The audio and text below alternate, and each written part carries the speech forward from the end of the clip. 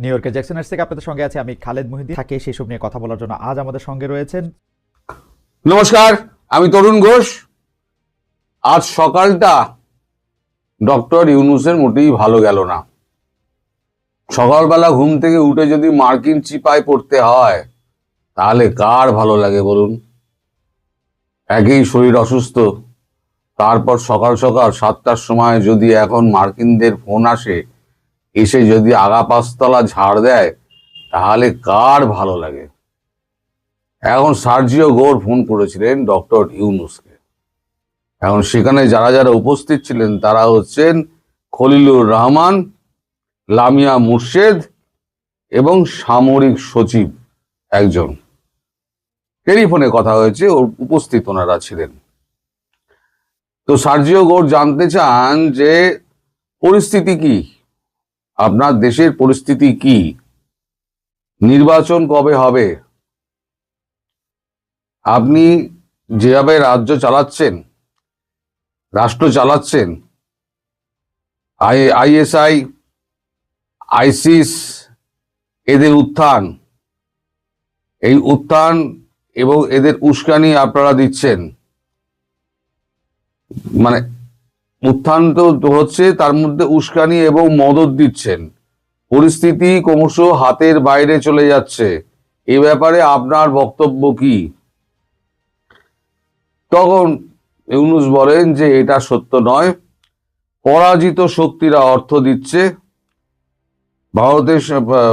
ভারতে বাংলাদেশের পরাজিত শক্তিরা অর্থ দিচ্ছে, তার জন্যই এগুলো ঘটছে। এছাড়া ভারতীয় মিডিয়া এবং ভারতীয় কিছু সমাজ মাধ্যম ভ্রান্ত খবর ছড়িয়ে আমাদের বিপদ আরো ডেকে আনছে।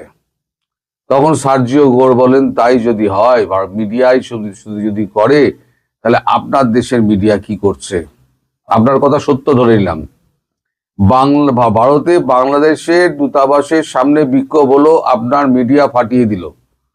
অথচ চট্টগ্রামে যখন আপনাদের ওখানে হিংসা হলো, আপনারা হিংসা করলেন, তার এক লাইনও আপনাদের মিডিয়ায় বেরোলো না কেন? তাহলে এইটার আপনি উত্তর দিন। ইউনূস চুপ।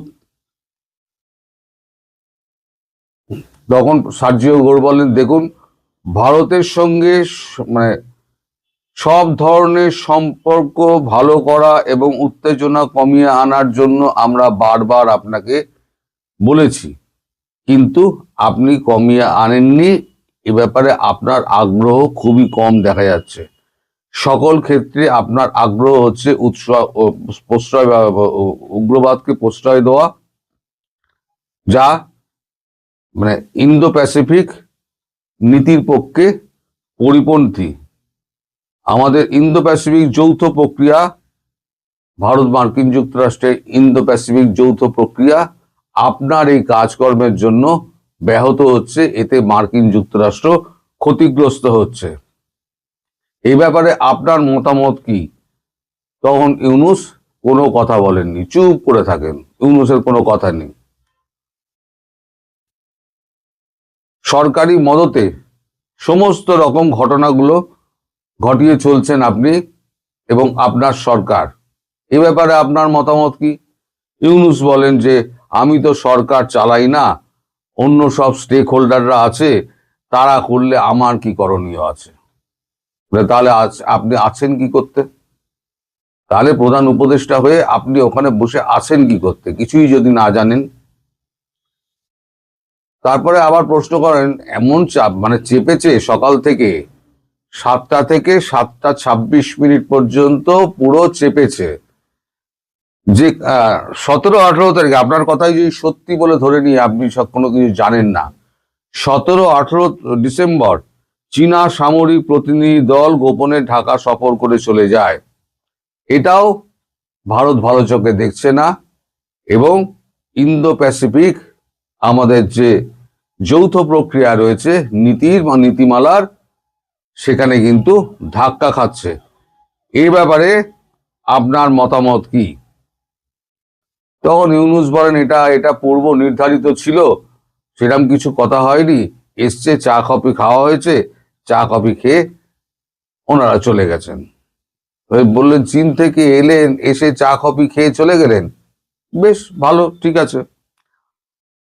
তো যেটা করছেন সেটা ঠিক নয়।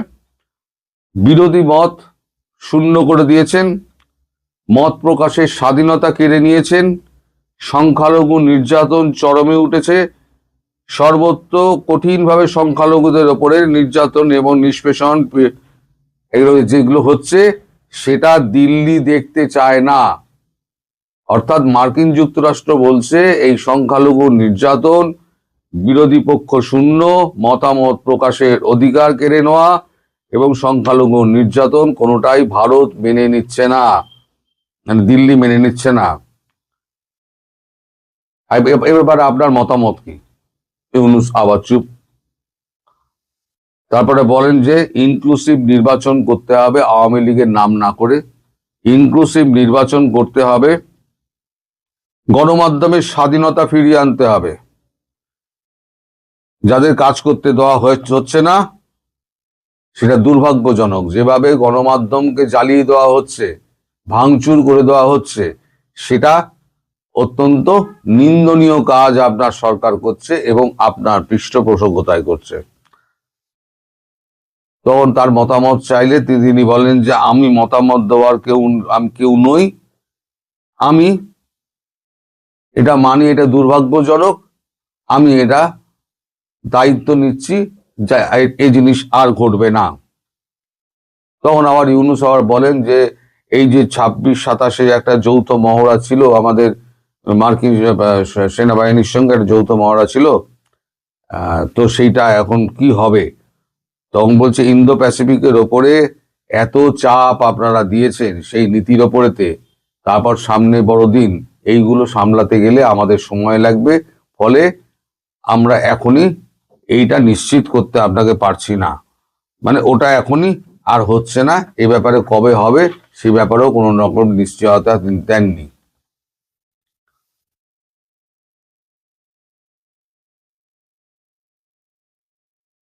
তখন ইউনূস বলেন ঢাকা এবং ওয়াশিংটন ডিসি এই বছরে 4টি নন ডিসক্লোজার এগ্রিমেন্ট করেছিল, সেগুলো আমরা সমস্ত স্বার্থ দিয়ে আঁকড়ে ধরে রেখে দিয়েছি। আপনাদের যে সমস্ত নীতিমালা ওখানে ছিল সেই নীতিমালা অনুযায়ী বাংলাদেশ চলছে।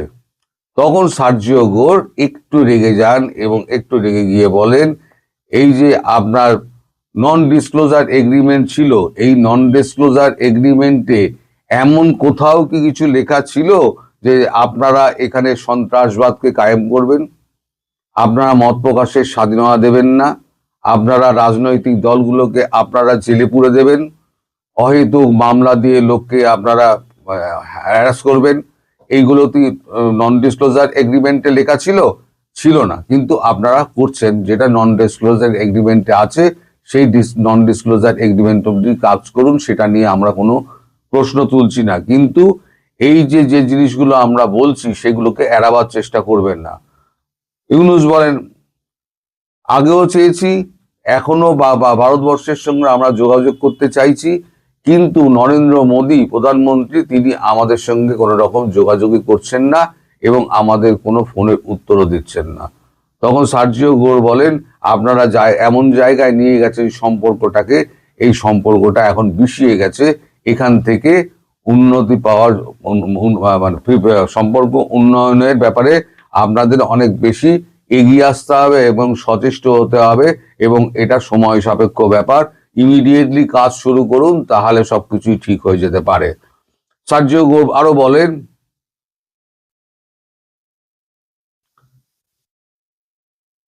ইন্ডিয়া এবং ওয়াশিংটন ডিসি যৌথভাবে চাইছে বাংলাদেশের সকল জঙ্গিবাদী কার্যক্রম, আপনাদের মদত, উস্কানি এবং চীনের সঙ্গে সম্পর্ক বন্ধ করতে হবে। এই ফোন যে করছি এই ব্যাপার নিয়ে এইটি কিন্তু শেষ ফোন বলে ধরে রাখবেন, মানে এরপরে এই ব্যাপার নিয়ে আমি আর কিছু বলবো না। অবিলম্বে সংখ্যালঘু বুদ্ধিজীবী, রাজনৈতিক ব্যক্তি, সংবাদকর্মী তারপরে এদেরকে মুক্ত করতে হবে। ট্রাইব্যুনালে যে সমস্ত আইটিসি ট্রাইব্যুনালে যে সমস্ত কেসগুলো করা হয়েছে সেই আইটিসি ট্রাইব্যুনালকে বন্ধ করে দিতে হবে।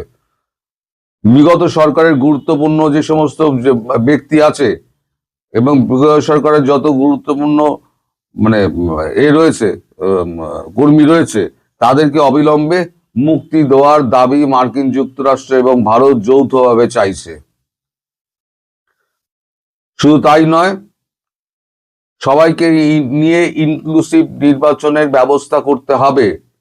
ভারতও এটা চাইছে, মার্কিন যুক্তরাষ্ট্র এটা চাইছে। আর যেটা হচ্ছে ল অ্যান্ড অর্ডার, এগুলোকে ঠিক করতে হবে। যদি এটা না পারেন, অন্যথায় মানে otherwise dot dot dot dot বলে উনি চুপ করে যান। আদারওয়াইজ কি হতে পারে এবার ইউনূস বুঝে নিন। তাহলে ইউনূস যে সারাক্ষণ বলে যান আমি জানি না, আমি করিনি, আমি শুনিনি, অন্যরাই করেছে, এই সমস্ত যুক্তি আর সার্জিও গোর মানতে চাননি। উনি বলেন আজকালের মধ্যে একটা বৈঠক করে আমরা এ ব্যাপারে ইতিবাচক সিদ্ধান্ত নেব। তখন সার্জিও গোর বলেন যাই করুন তাড়াতাড়ি করবেন, আমাদের হাতে বেশি সময় নেই, আমাদের কথা যদি না শোনেন তার উপযুক্ত ফল আপনাকে ভুগতে হবে এবং সেটা কিন্তু খুব বেশি দূরে নয়। আপাতত আমরা এখানে কথা শেষ করছি। দ্বিতীয়বার এই বিষয় নিয়ে আমি আপনার সঙ্গে কথা বলবো না। মার্কিন যুক্তরাষ্ট্র তার মতো করে চলবে এবং তাতে আপনার বিপদের সম্ভাবনা, আপনার এবং আপনার সরকারের বিপদের সম্ভাবনা বাড়বে বলে তারা করে ফোন রেখে দিয়েছেন। এটা হলো গিয়ে সকালবেলা থেকে মানে 7টা থেকে 7:26 অব্দি যে বৈঠক হয়েছে তার নির্যাস আপনাদেরকে বললাম। এর মধ্যে যদি কোনোটা সত্যি কোনোটা মিথ্যে প্রমাণিত হয় আমার নামে মামলা করে দিন, রিপোর্ট করে দিন, আমার নামে ইউটিউবে রিপোর্ট করে দিন। বেকার বেকার আমার কমেন্টে লিখবেন না। আগে ভালো করে জানুন, এর সত্য মিথ্যা জানুন।